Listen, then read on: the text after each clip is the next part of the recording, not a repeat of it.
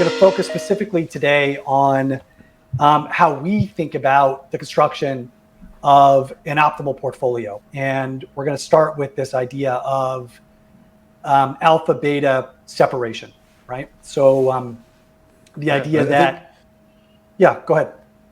No, I think that's something to keep in mind with that from a basic premise is that when you're thinking about investing, you're thinking about the potential, the use case for your investments and the potential risks that you want to accept and the potential risks that you don't want to accept.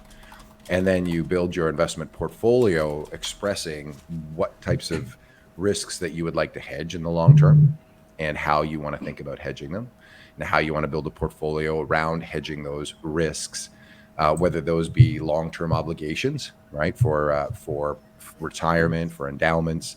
And so you now have to think about, well, that's one thing I have to be concerned about, the growth and the inflation and the real returns tied to that. So how might I express an investment portfolio that actually mitigates those risks in the long run and provides the return stream for the use case for those, long-lived assets? And definitions, I think, are also important because, as we've discussed in past episodes and amongst ourselves, one man's beta is another man's alpha, and these things are actually somewhat continuous, right? There's a bit of a fuzzy line between beta and alpha, and definitions matter. So I think we should make sure to define those as we move along. Yep, I think that's a good point.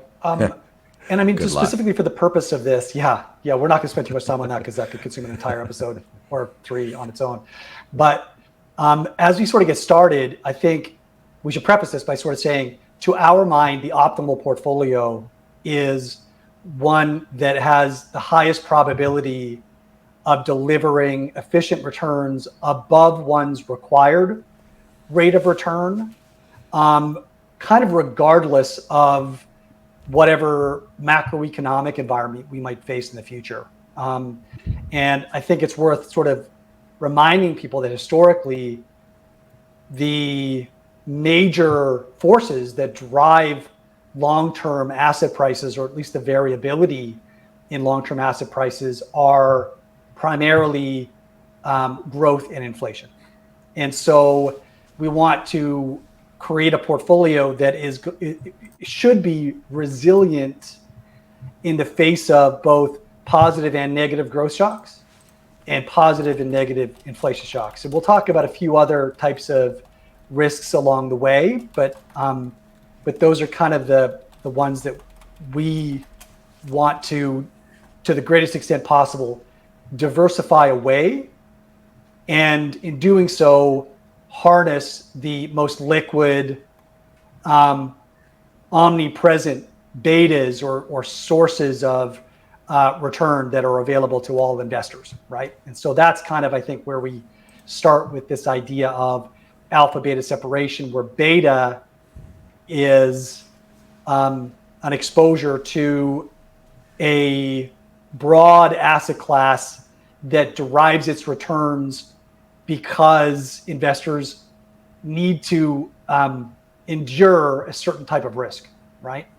So equity risk, obviously investors are enduring the risk of negative growth shocks. Equities do well during periods of benign inflation, better than expected growth, and abundant liquidity conditions, right? Basically what we've had in place over the last decade up until this year, really, right? Has been a perfect environment, especially for US equities dominated by long duration tech-oriented companies.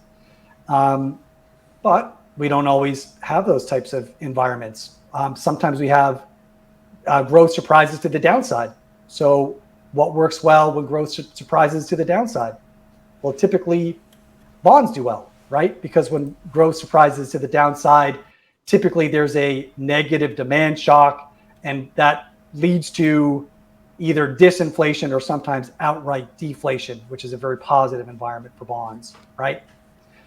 Sometimes, though, we have periods that are not very kind to bonds or stocks, right? And so we need to also add asset classes that could do well during inflationary episodes. And I think, obviously, this year is a really good case study about the types of markets that both do well and don't do well in inflationary environments. Yeah, and and I think a visual of that. So just, sorry, Mike, I just want to visualize this for a second from 1970 to now, right? So everything that Adam described here are the different types of environments in which global equities, government bonds, gold, commodities respond to the changes in inflation and changes in growth.